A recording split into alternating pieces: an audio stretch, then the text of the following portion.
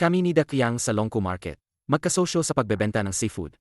Kumita kami ng netong 2.4 milyong piso sa isang taon. Pero 50,000 lang ang ibinigay niya sa akin. Chen-He, napakasipag mo ngayong taon. Eto ang sweldo mo. Kuya Dakyang, dati napagkasunduan natin ang pagiging magkasosyo. Naglabas ka ng 80,000 kapital. Ako ang bahala sa pagkuha ng paninda, pagbebenta at paghahanap ng mga customer. Hati tayo sa kita. Nakalimutan mo na ba? Akin ang pwesto. Ang kapital ay galing sa biyenan ko. Bantay tindahan ka lang. Ang 50,000 ay sapat na. Yan ay para sa'yo.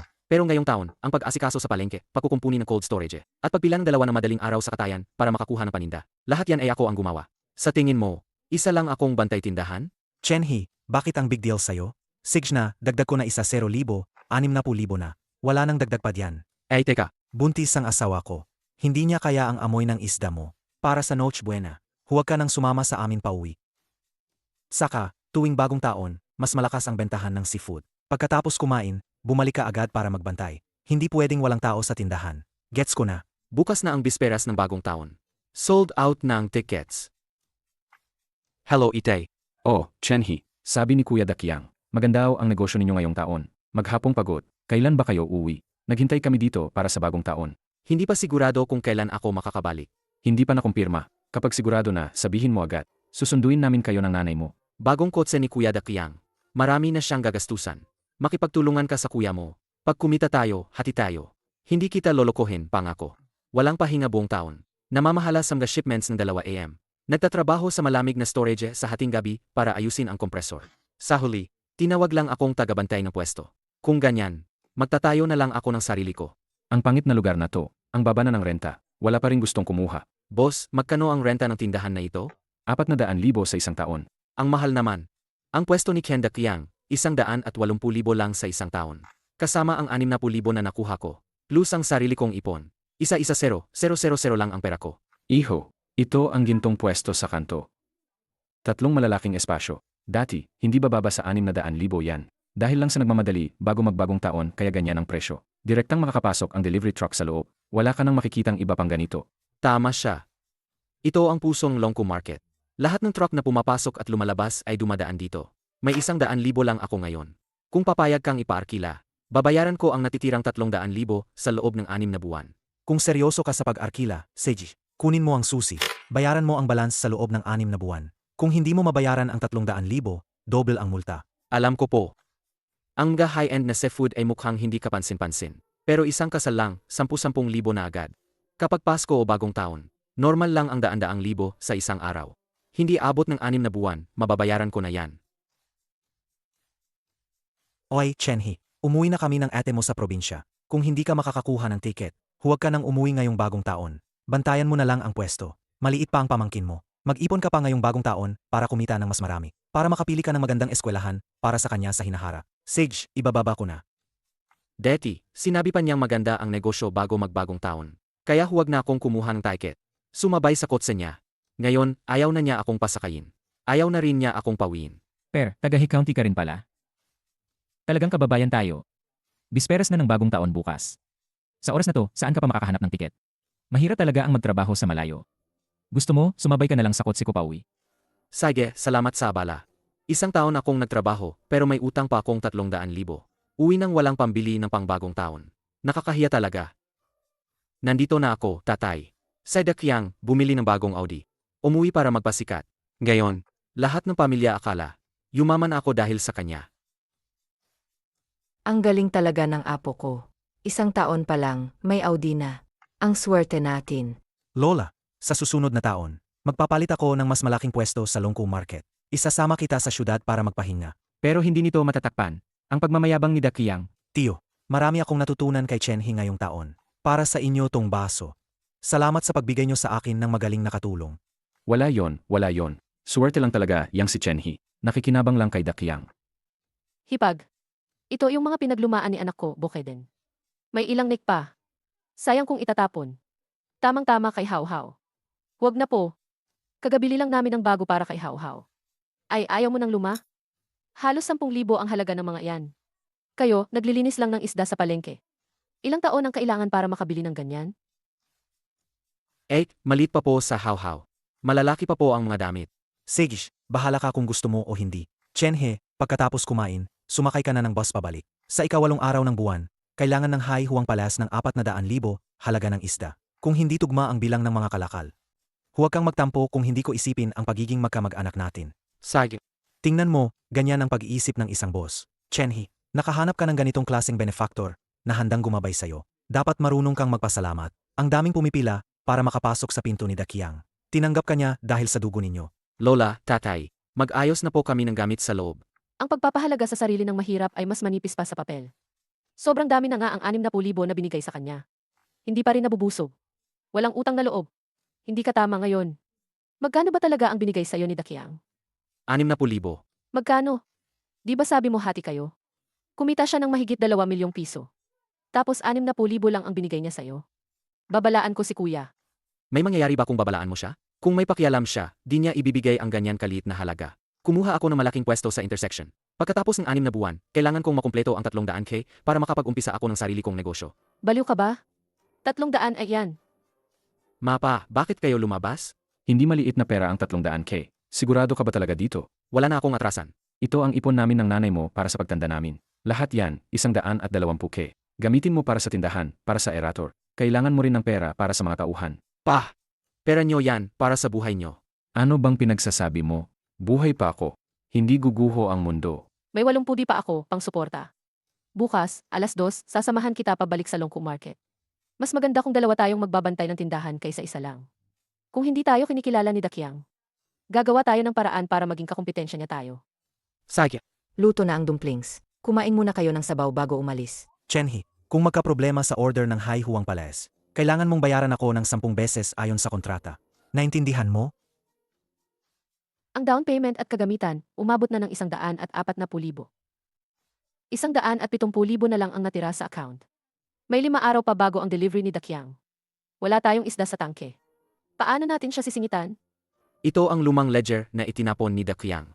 Kinuha ko yan sa basurahan. Pinatuyo. Sa Dakiang, tumatanggap ng order ng hindi tinitingnan ang season. Ang tinitingnan lang niya ay ang kabuwang presyo. Noong nakaraang taon, himingi ang Hai Huang Palas ng Dongxing Garupa. Para makatipid sa shipping, si Dakiang, pinatay ang refrigeration. Pagdating sa hotel, 30 katis ang namatay. Ang patay na isda, ibinenta niya bilang buhay na isda.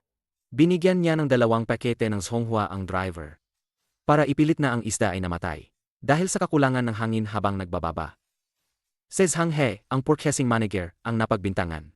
Kalahating buwan ng bonus niya ang ibinawas. Sa Dakiang, dahil sa pagiging boss, ayaw makipag-ugnayan sa mga nagtatrabaho. Ang inaatupag lang niya ay imbitahan si Boss Fu ng hotel. Sa bathhouse. Pero ang sirain ang kabuhayan ng isang tao. Mas masahol pa sa pagpatay sa magulang. Boss Hang, Kapatid ka ni Chen Dakiang, tama?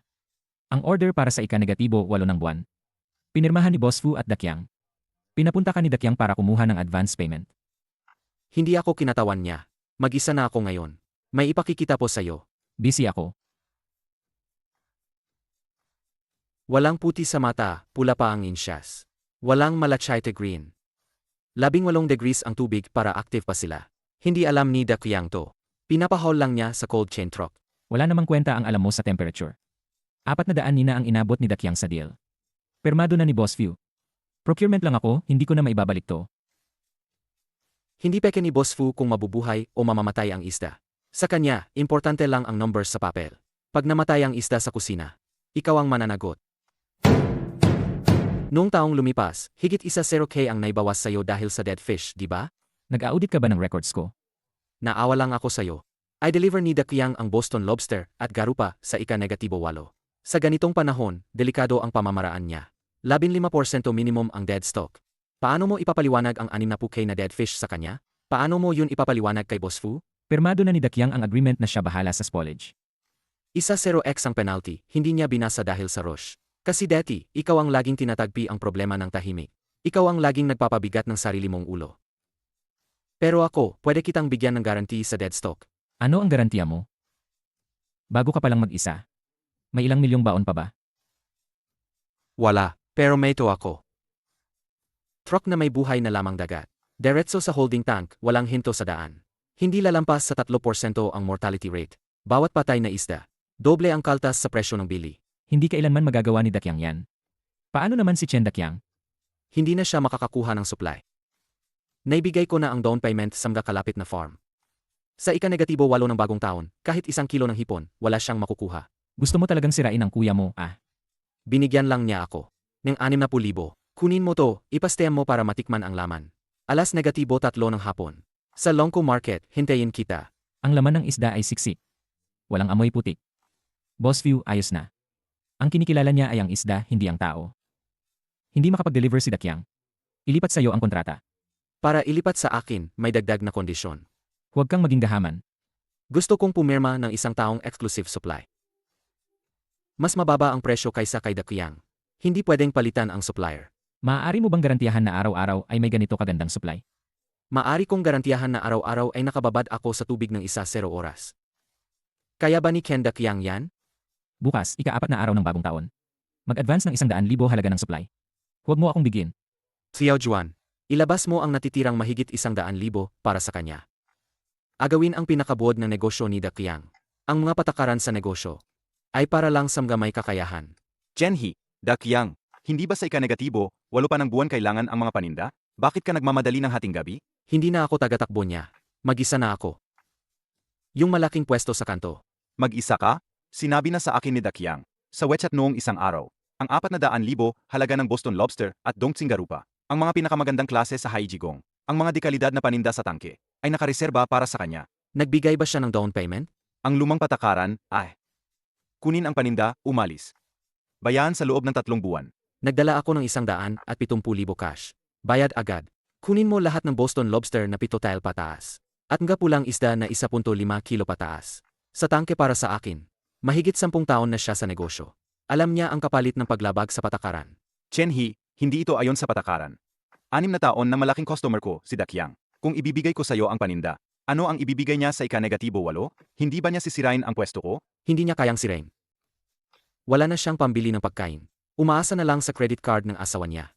Biglang kumurap si Lao He. Nagpost si Dakyang sa kanyang social media noong nakaraang 2 araw. Kakakuha lang ng top model na Audi na 500K. At sa Shengshi Garden, nakapagbayad din siya ng 400K na down payment. Wala na siyang pera sa card.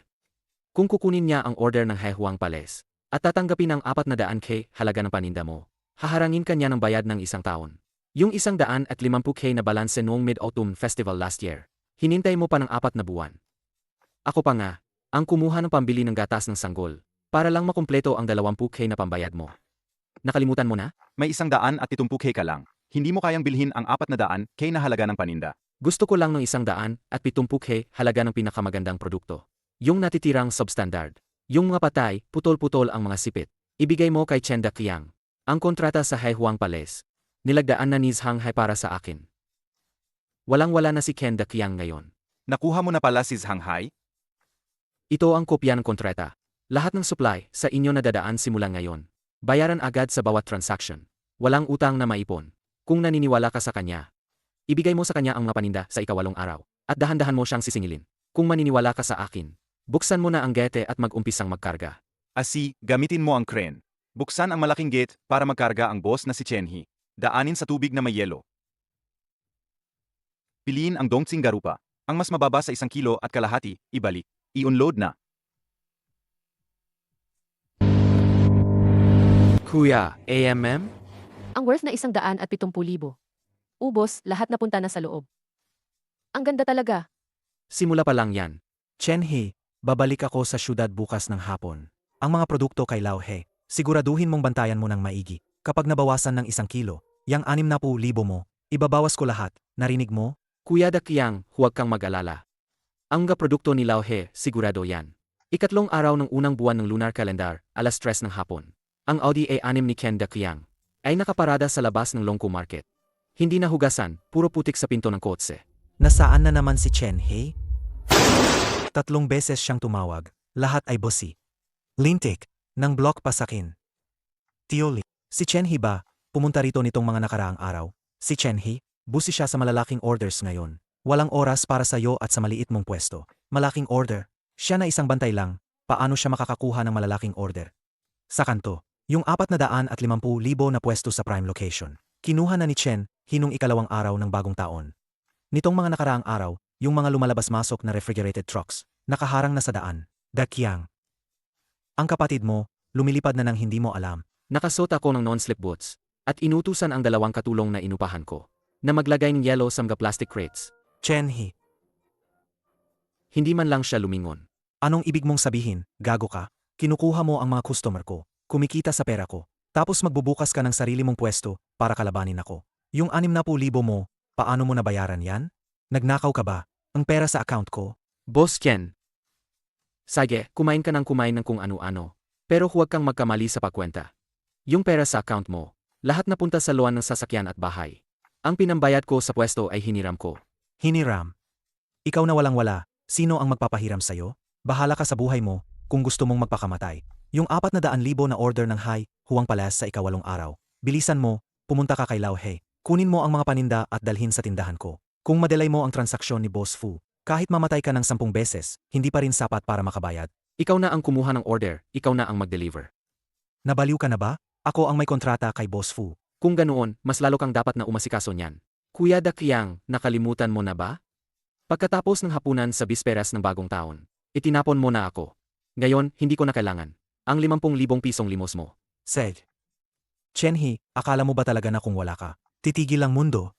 5 taon na akong nasa negosyo ng seafood. Si Lao Hei ay parang kapatid ko na. Tingnan mo, ipapadala ko sa kanya ang mga paninda sa pwesto ko ngayon. Hello, Lao Hei? Ako to, si Dakyang. Yung mga dekalidad na isda, para sa Hai Huang Palace sa ika-8 ng buwan. Ikarga mo na ngayong gabi. Diretso mo nang dalhin sa pwesto ko.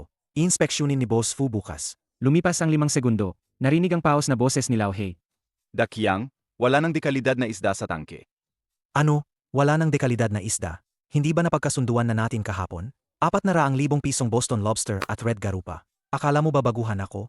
Nalok na kahapon, pero hindi ka nagbigay ng down payment. Malamig ang boses ni Lao Hei. Kagabi, may bumili ng lahat ng pinakamagandang klase gamit ang cash. Ngayon, sa tangke, puro na lang may putol na sipit, mga depektibo, at mga patay na alimango na nakataob. Gusto mo pa ba? Kung babawasan ko ng 5 bawat kilo. Sino ba ang nagbayad ng cash? Hindi mo ba alam na emergency order ko yan? Ang patakaran ay patakaran. Cash on delivery. Ikaw ang kumuha. Nagdala ako ng 170,000 cash. Si Lao Hei ay negosyante. Hindi nagbibigay ng charity. Ang estilo mong mangipit ng 3 buwan. Sa akin mo lang magagawa yan. Sa wakas, narealize niya, kung wala ang batch ng panindang ito, paano siya magde-deliver sa ika-8 ng buwan? Chenhi.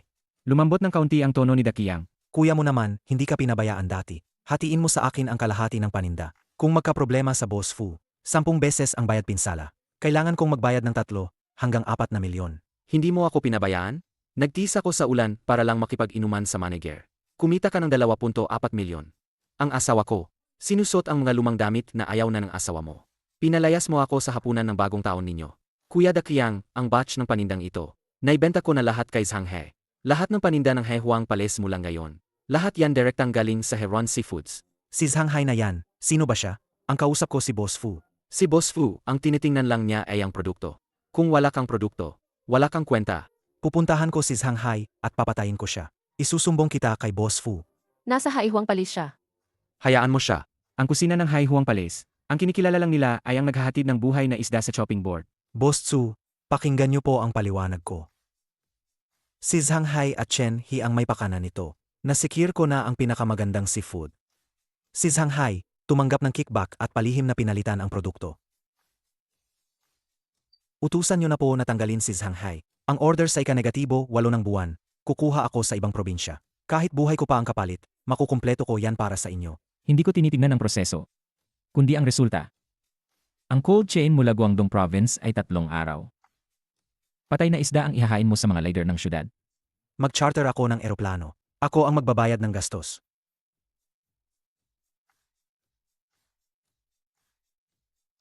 Na-compute mo ba ang rate ng pagkasira sa air freight? Ang sample na karne na dinala ni Chen He. Matigas ang laman. 0 ang mortality rate. Gawa yan ng eksperto. Hindi tulad ni Chen Dakyang, laging patay ang produkto. Magkano ang tinanggap mo kay Chen He? Itingi na ka?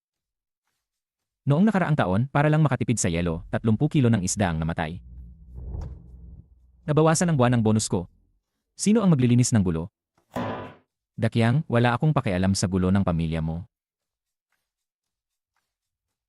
Nawalan ka na ng kontrol sa supply chain. Boss Tzu, ang 4 na milyong piso ko. Ang Audi mo at ang bagong bili mong bahay. Ang legal department ay makakakuha ng freeze order sa loob ng kalahating araw.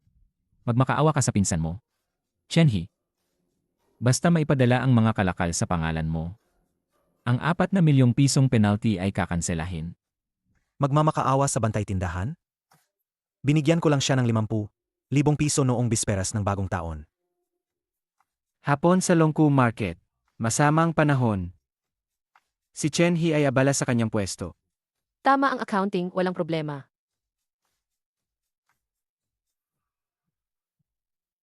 Si Chen Dakiang ay dumating sa palengke, lugmok. Hindi na siya mayabang tulad ng dati. Mapagpakumbaba ang kanyang kilos. Chenhi, kuya, pakiusap. Ang batch ng kalakal ni Lao Hei, ibenta mo sa akin. Dagdagan ko ng 20,000 piso. Naibenta ko na kay Zhang He. Sino ba si Zhang He? Palitan mo lang ang pangalan. 4 na milyong pisong penalty yan. Chenhi, gusto mo bang patayin ang sarili mong kuya? Noong muntik na akong mamatay sa lamig sa labas ng cold storage. Anong voice message ang ipinadala mo sa akin? Sabi mo, huwag mong hayaang mamatay ang mga isda. Hindi mo kayang bayaran. Kung hindi mo ibibigay, ibabagsak ko ang lahat ng pwesto mo ng isda. 1-0, may nanggugulo na may dalang kusilyo. Iminumungkahi na magdala ng anti-riot steel fork.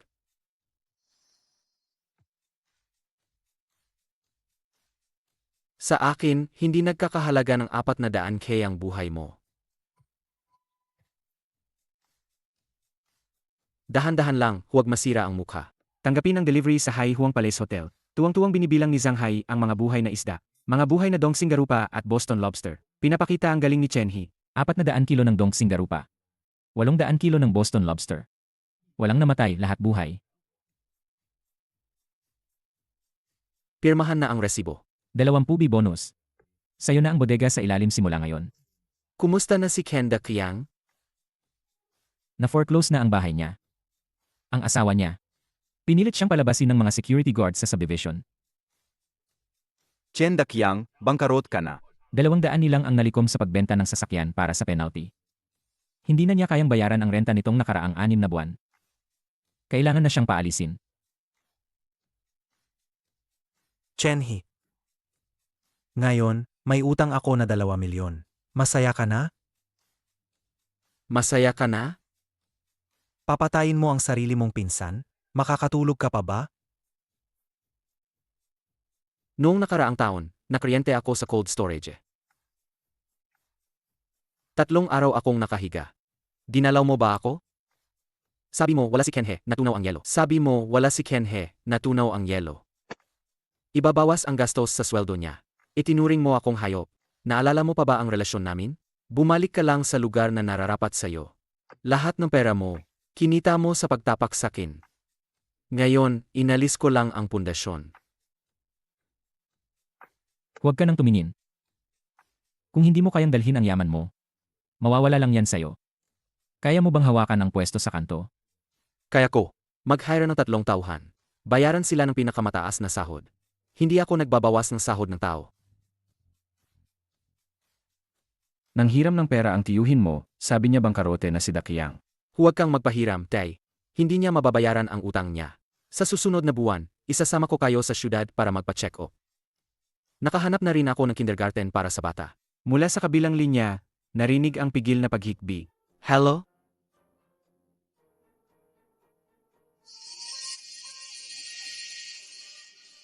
Sa huli, nabawi ko rin ang laban na ito. 10 araw ng unang buwan ng lunar calendar. Ganap na nagbukas muli ang Longku Market. Ang seafood restaurant ni Zhang San sa West City District. 60 kilo ng Boston Lobster. 80 kilo ng Dongxing Garupa. Ang chain barbecue restaurant ni Lisi sa South Outer Ring. 400 kilo ng puting hipon. 200 kilo ng sariwang isda. Ang 3 bagong tauhan, nakasuot ng bagong waterproof na damit. Mabilis na tumatakbo sa harap ng mga tangke habang may dalang basket. Si Chen He ay nakaupo sa pwesto. Sa harap ng desk sa pinakaloob na bahagi, may 3 cellphone sa harap niya. Yung sa kaliwa, tawag ni Lao Hei. Chen He. Dumating na ang Ezoscalo para sa susunod na buwan. 3 tonelada ng kargamento. Sabihin mo kung anong gagawin. Gaano karami ang gusto mo? Ang tono ni Lao Hei ay mas magalang, kaysa noong kausap niya si Dakiang. Bibilhin ko lahat. Direkta mo itong ipadala sa Cold Ken. Sa aking No 2 holding tank. Babayaran ko pagdating ng kargamento. Ang bilis. Pero may isang bagay. Tumawag sa akin si Dakyang kagabi. Gustong humiram ng 20,000 para sa panggastos. Hindi ko siya pinahiram. Tungkol kay Dakyang. Huwag mo nang banggitin sa akin ang tungkol sa kanya. Alas 12 ng tanghali. Chenhi. Yung stall sa tabi mo na nagbebenta ng frozen hairtail. Hindi na kaya. Sa dami ng kargamento mo, hindi na sapat ang kasalukuyan mong tangke. Kumikita yan ng 200,000 sa isang taon. Gusto mo bang bilhin na rin yan para mapalawak mo? May 5 buwan at 20 araw pa. Bago ko bayaran ang 300,000 na balanse. Pero ang cash flow sa account, umabot na sa 800,000. Bibilhin ko. Chenhe, paalala lang. Sobrang bilis ng galaw mo. Ang mga regular na customer ng ilang lumang tindahan sa palengke. Naubos lahat. Kahapon sa meeting. Maraming hindi natuwa sa'yo. Sabi nila, sinira mo ang patakaran sa negosyo. Binili mo lahat ng dekalidad na supply. Tio Lee, ano ang patakaran sa negosyo?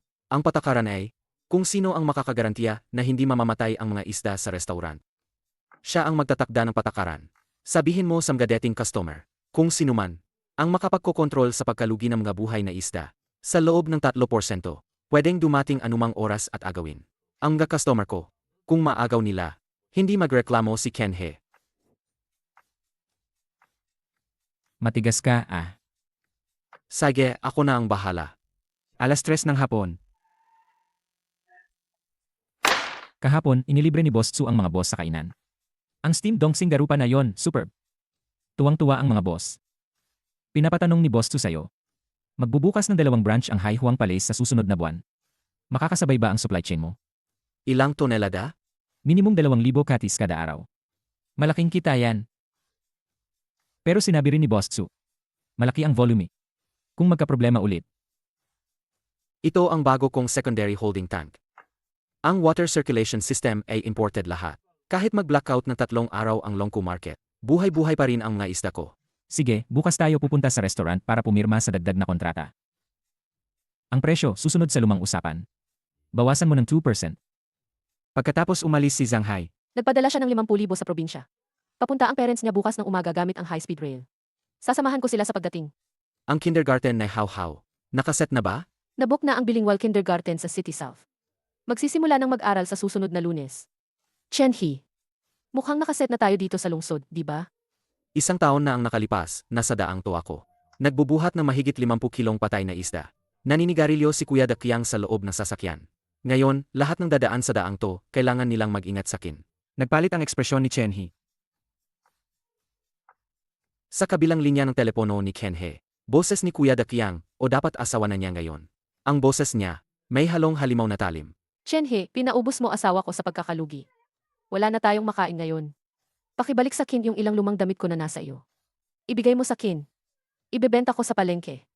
Ibebenta ko sa second-hand market. Hinagis ko na yung mga damit. Pero, sa pinakatimog na basuran ng Longko Market, kailangan ng taga-sorte ng isda na babaeng manggagawa. 80 pesos sa isang araw. Kung gusto mong magtrabaho, pwede kong kasapin si Tio Lee.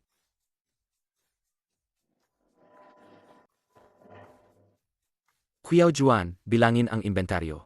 Maghanda para sa gabi. CJ, Peak hours ng evening market sa Chinese Lantern Festival. Maingay ang Longko Market. Ang Hiron Seafoods, 3 pwesto na ang nabuksan. Maliwanag ang ilaw. 4 na tauhan, abalang-abala. Ngayon, lumampas ng 120,000 ang benta. Alas negatibo, 1-0 ng gabi. Biglang nanahimik ang palengke. Umuwi na ang mga tauhan. Kalahati na ang nakasarang rolling shutter. Si Xiao Juan, nagbibilang ng pera sa loob.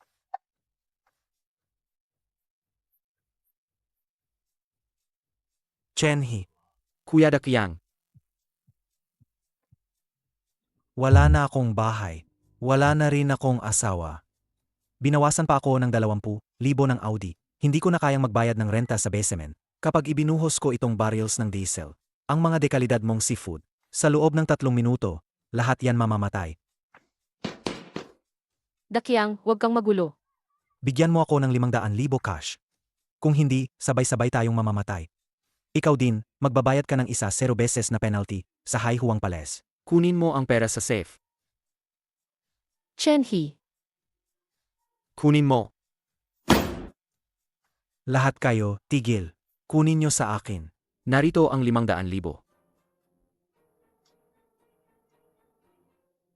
Ha?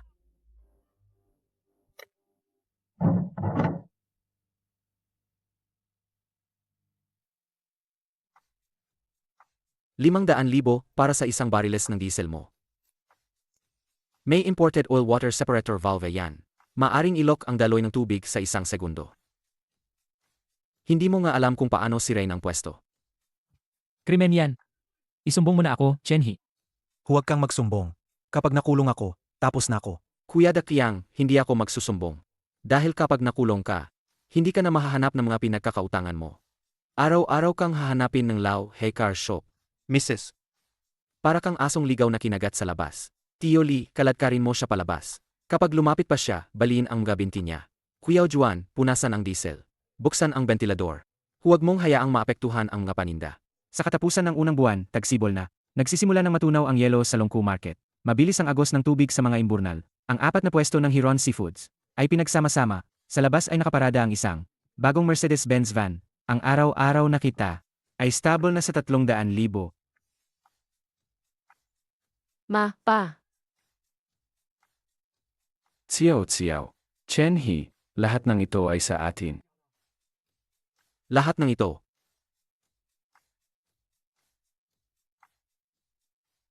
Tara, dadalhin ko muna kayo sa bagong bahay sa South City District. Tingnan nyo, ang kindergarten ni How How ay nasa tapat lang ng community. Nagmamaneho ako, habang dumadaan, sa pinakatimog na istasyon ng basura sa merkado. Ang conveyor belt ng basurahan ay umuugong ng malakas. Naglalabas na matapang na amoy ng bituka ng isda, at bulok, dahil sa pagkalugi ni Dakyang, pinintahan ng pulang pintura ng mga inutangan niya, ang pintuan ng bahay ng kanyang dating asawa. Wala siyang choice, kaya kinailangan niyang magtrabaho sa Longku Market, gumagawa ng pinakamaruming gawain, kumikita ng 80 pesos kada araw para bayaran ang utang.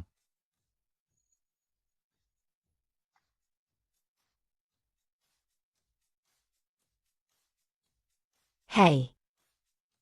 Karma nga naman. Balita ko si Dakyang, hindi na niya kayang umupa kahit sa basement. Kada gabi natutulog siya sa ilalim ng tulay. Kumakain ng tirang pagkain na ayaw na ng iba. Ang tadhana nga naman ng tao. Tanghali, 12 ng gabi, sa Shengshi Garden Community, Ibinigay ko ang susi sa aking ama. 120 square meter, 3-bedroom unit. May magandang interior, mula sa floor to ceiling windows, makikita mo ang dagat. Ha ha ha. Chenhi, magkano kaya to? Ang dating may-ari ng bahay para lang makabayad ng utang. Minamadali niyang ibenta, binabaan ng 400,000. Kinuha ko ang bahay na to. Ito pala yung ibinayad ng dating pinuno na si Dakyang. Para sa down payment, pero kinumpiska ng legal department. At sa huli, ipinagbili ng bangko. 3:00 ng hapon, bumalik ako sa Longku Market. Si Tio Lee ay inuutusan ang mga manggagawa. Napalitan ng second board ng Noli Mastolco. Tinawag ako ni Zhanghai na MR Chen. Sabi niya may transnasyonal na negosyo siyang gustong pag-usapan. Chen.